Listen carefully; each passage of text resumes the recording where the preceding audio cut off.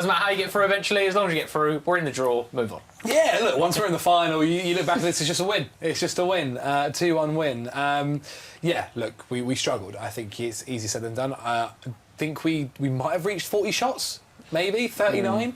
It was a hard day's work, and you have to give credit to Plymouth. You really do have to give credit to them. They defended fantastically. They said it there. The manager, even though he is fairly new to being the first team coach, that he got his team to execute the game plan perfectly. They knew that they were never going to dominate Chelsea. Of course, they were going to have to only maybe score on the few chances they did get, and take their breaks when they got them. They got their men behind the ball, made it frustrating. Once they went 1-0 up, it was perfect for them.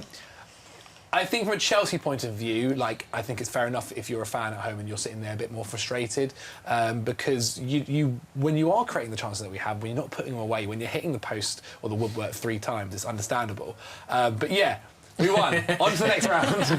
Claire, like we said before the game, the Plymouth fans were going to come, turn up, make a noise. What a day for them, and probably leaving now a little bit frustrated. A penalty in extra time, that close to the death to get something additional from the game, but.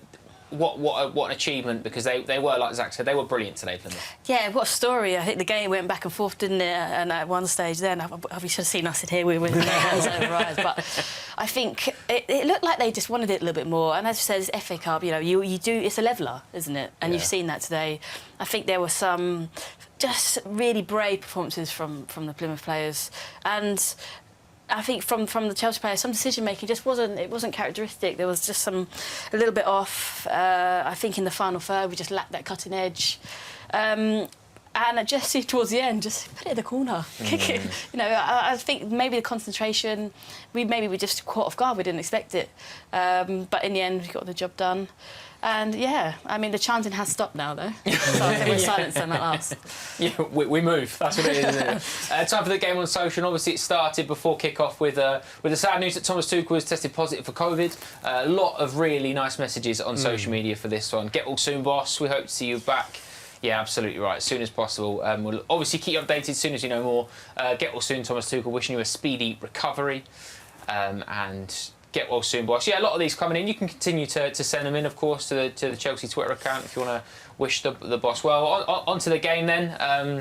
And it started with Plymouth Argyle, didn't it? Scoring first early on in the game. A lot of social media reaction to that goal. A lot of excited people. This is our favourite one, in fact, because a lot of excitement, rightly so, about Plymouth scoring their goal. This is a really cool one. The boy. So Jack Pye McDermott is Pie Face, big YouTuber, Twitch streamer. Lovely boy. I've seen Argyle score at Stamford Bridge. No matter what, life is complete. That's nice, Zach, isn't it? It's nice. Like we said, it's a good occasion, good event. We mentioned it before, this is sometimes what is so good about the FA Cup. You see matches that you wouldn't even thought at the beginning of the season that could have happened. You would have seen maybe your local team play one of the big boys, or you've seen your club being one of the big boys get knocked out by one of the small teams, which had almost happened here today, happened yesterday in Manchester. Yeah, I mean, a lot of people sometimes do diss the League Cup and the FA Cup, but this is stuff like this is beautiful to see. Yeah, absolutely. Magic has slightly run out a little bit because West Ham are now 2-1 up against Kidderminster. Real shame. Gutted for the neutral, of course. Nothing to do with the Premier League London derby. Anyway, continuing on with the game. Quite a lot of social media reaction coming to today's game, which you'd probably assume Chelsea are filming a woodwork challenge. Yeah, that's nice. Tell you what, it'd be a good video. It would be a good video. Highlights would be fantastic. It'd have a lot of hits, quite literally, wouldn't it, as well? Chelsea for the woodwork. Yeah, that's a good one. We can laugh now. That's what's good about it. Exactly, Claire. when you're playing in games like that, and you're in the dressing room and you feel we've hit the woodwork a lot. How do you come over that? Because I suppose does it start to think maybe it's not your day or it's going against you? How does a player's perspective feel? I think the message is don't panic.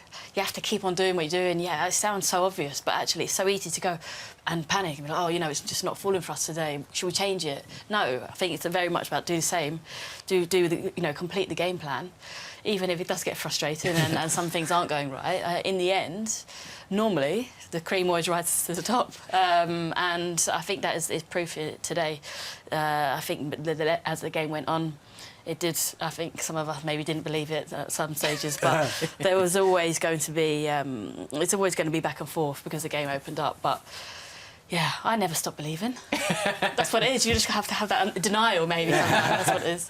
Just carrying on from that though, because is there a little bit of we saw some mistakes creep in towards the end of the game. Is there a little bit of, I suppose, not panic, certainly not panic, but because there's that level of expectation on you against a lower league team, there's kind of no hiding place. I mean, does it sit in your mind at all that you go, we've got to get a result here because otherwise this is quite a bad look? I think you do. You do start thinking externally. You think, what does this look like? We should be beating teams like this. I do think we've struggled this season when we have been favourites and we have had that much possession, maybe managing the game, seeing the game out. And that actually just comes from within the team. I think there was panic, wasn't there? It just looked a little bit strange. And we can say about the time off and stuff like that, but actually some of it's basics. And maybe lack of concentration, maybe the tiredness. Maybe just Plymouth were just, the crowd was just too much for them today. No, absolutely. But Plymouth, worthy opposition today. They were fantastic. Obviously, we did get back on level terms, and it was a captain's goal from Cesar Azpilicueta, wasn't it? What a finish, Aspi, from Carl Jackson. Yeah, like that one. What a lovely finish from Aspi. It was lovely. Aspi has been covering every blade of grass before that goal. He did after the goal as well, didn't he? Played such a huge part there. Aspi back heel goal sight by Jorginho. He just doesn't stop running, does he? He doesn't. Yeah. Also worth looking out on the highlights when they're a little bit later. He does score another back heel goal, which is offside, Azpilicueta. Zola, Terry, Aspi back heel goals. It's a Chelsea thing. It's a Chelsea legendary thing, Zach. 3 very big figures in Chelsea's history. 3 very similar goals. Indeed. I mean, Aspi today put it all out there. You saw him when he came off. He looked absolutely knackered by the end of it. And fair play to him. He'd been up and down that right side like there was no tomorrow. Look, I think when we look back at it and we look at all the chances, on another day this could have been a 4-1 win, right? If the posts were a little bit smaller, if the shots were a little bit more to the right, or a little bit under, it's a 4-1 win. We're laughing. We're home by about half an hour ago. It's not too bad. But I think Thomas will be looking at that from home and knowing where to improve and kind of say we won't be doing that again. That's for sure. I think it's no panicking as well. Because I think there's no reason to panic because sometimes you can't you? I think we do it sometimes near because we're so passionate about it. Well, I do. I know exactly. You go to one extreme to the other, but look, we won. Absolutely right. And again, it comes, like you said, it comes down to experience as well. Marcus Alonso, obviously, scoring our second goal. Again, hugely experienced. Lovely goal. The dressing room. Lovely goal. Marcus Alonso, the greatest left wing-back to ever grace the Premier League. He does love that left wing-back role, doesn't he? Really does suit him. Marcus Alonso has always been a goal scorer despite being a defender. What a player. His composure in front of goal is like a number 9, isn't it? He's a very, very composed finisher. And he does tend to pop up quite a lot from one good left-back to another, Claire. Well, I would like to say I was that composed as he was, but you know what he is? He's always so calm, isn't he? He looks like he's meant to be there. And for me, it's very much his first touch and just his vision, the way he uses his body, he opens up. And the build-up to that goal as well was great. It's nice to see a bit of fluidity to our play, wasn't it? And just to remind ourselves what we can do, when we actually are on point. But yeah, what a great goal. 2 defenders scoring for us again. And there seem to be similar players popping up all the time. They're reliant players. We can rely on these players, can't we? In big games, and this was a big game. Every single FA Cup for me, I think, is a big game. So this can go down as a big game goal for him, I think. Oh, completely. And also that passage of play, like Claire's mentioned, there, it's a really nice passage of play. And that's that quality, that's that brilliance that you expect in cup ties like that, where a little bit of magic, that little difference maker, that little match-winning moment comes from the team with the more sort of experience and quality on the pitch. Yeah, I mean, you'd expect when the players cost, that goal there combined over £100 million, you'd but that is what you buy. Like, that is what you buy. It can get you out of tough situations. It can get you out of moments when you're feeling like this could be a game that doesn't go our way. And even when you might say that they didn't necessarily have the best of games, they can do bits like that where there is a bit of magic. It was nice to see. Like, we hadn't seen Kai in a little while, so it was good to see him kind of playing that kind of football. I think overall, like, it is one of those games that you just kind of like forget about it now. We got the win. Let's move on to the Club World Cup. Yeah, it certainly wasn't a walk in the park, and there was another match-winning moment. In fact, that we very nearly saw another. Oh, I forgot this happened. Yeah, there's been so many things happening in this game. I actually forgot this happened. This is what Kepa knows how to do. He's a penalty expert. Again, we mentioned it before the game, Claire, but if you listen to Chelsea Mic'd Up this week, Kepa talks about his penalty exploits and how he's so confident going into it, how he studies the players and how he feels so confident in that moment. And when you've got a goalkeeper that's as good as Kerr is, from, say, 12 yards, you're going to be confident, aren't you? Because I know that you certainly were when we were watching it. Me and Zach couldn't look, but you were very confident. No, I knew he'd save it because it's a borderline arrogance. He knows it. I think when you're stepping up and you know goalkeeper is that good at penalty, that gets in your head. So that in itself is a mind game before you even kick the ball. But yeah, I mean, the penalty could have been better, but he knew where to dive. I'm sure he hadn't, left right on his glove or something. But yeah, he just eludes confidence in the situation. You can see him after. His head was held higher, and he's thinking, I'm playing Wednesday now, and after that... Well, look, I was going to ask you that, in fact, because obviously we mentioned before the game about Edu Mendy away with AFCON. Yeah. I suppose if you are Kerr now, you're doing everything right to continue starting games, aren't you? I mean, not just the Club World Cup on Wednesday and then Saturday, but potentially beyond that for the league games. You've got Champions League games and the Carabao Cup final this month. I think for the cup game as well, he's the goalkeeper in form in the cup games, so I think he'd be in for a good shout for it. Mendy obviously coming back, he's going to be travelling. I mean, the debate goes on between them two, and I'm not going to get involved here, but I do think that he saved the team today, so why not give him another opportunity? Because I think even during open play he was fantastic. Coming out, punching some of the crosses that were coming into the box, really dominating his 6-yard area. So yeah, I think he really does deserve the opportunity. We talk about that as well. His maturity, I suppose, as such, and he speaks about how his character's developed on that mic'd up episode with Lee Parker, and talks about he's been in nearly 4 seasons now, 4 years he's nearly been in now, and how much he's grown as a person, as a player. He mentioned that in his Players Tribune as well. But he's such an important character, and he's shown that mental strength to come into it. Like Claire said, he's got that confidence and that swagger about him now. The fact that you've got a goalkeeper as confident as he is, and then potentially an African Cup of Nations champion coming back into that fold as well, to be competing with each other. Chelsea are in a fantastic position. Well, 100%, massively. It's almost that they've the confidence has grown since they've both been gone. They put them into better positions since they've been apart for a month or so. Really, really good. Kerr this month has not put a step wrong, to be quite honest. He's been fantastic. He's been there when we've needed him as well today in point exactly. He's done everything right. I think he couldn't really save the goal that we conceded. It's a good header.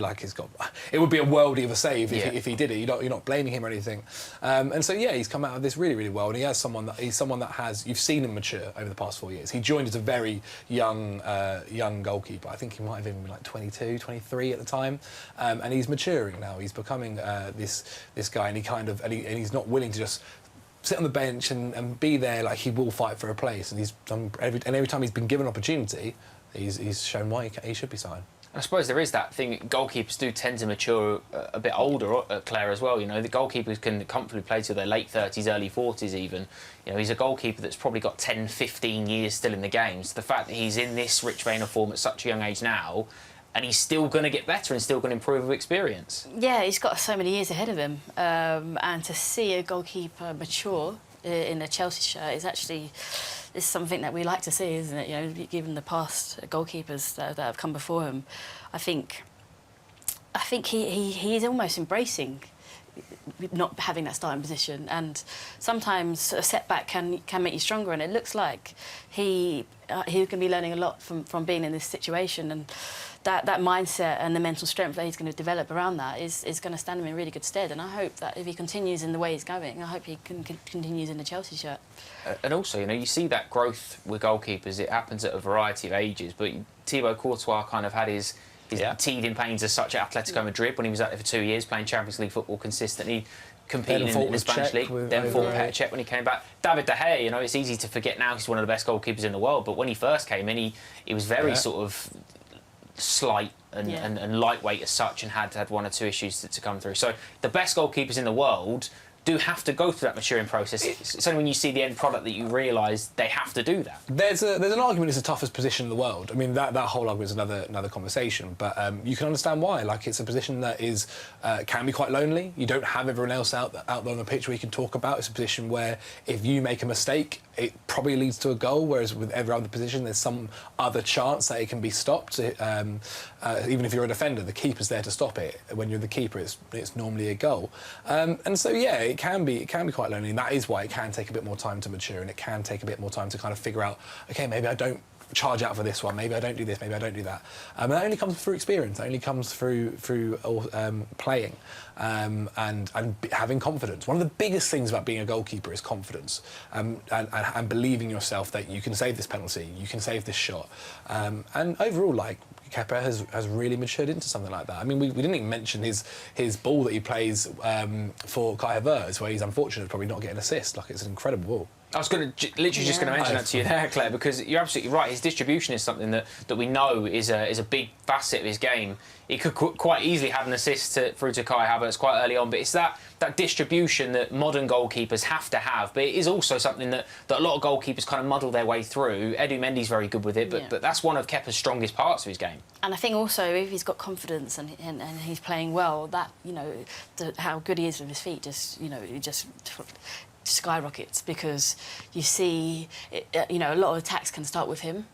He is kind of the catalyst sometimes to how this team works. Any goalkeeper is, and it depends on one, a lot of the time, how confident they are actually, because if they're going to take that risk with that ball, then it can create a whole new different scenario on the pitch for the players. So I think it's great to see him growing confidence and actually really tuning into that asset that he has, because he is a standout goalkeeper in that sense. Absolutely right. And also, Claire, I want to get your perspective from a player's point of view as well. Chelsea going into a new competition on Wednesday, Club World Cup, something that we've never won, which is a rarity for this football club to be in a competition that they've never won before. Do you think there'll be excitement amongst players? Obviously, they're all saying they are, but will there be excitement, especially after today, to maybe go out and put a statement performance and put this one to bed? Yeah, I actually think it's going to be positive now off the back of the performance, because it's going to be a chance on a world stage, but I mean on a different kind of stage, against a different kind of opposition, in a different environment.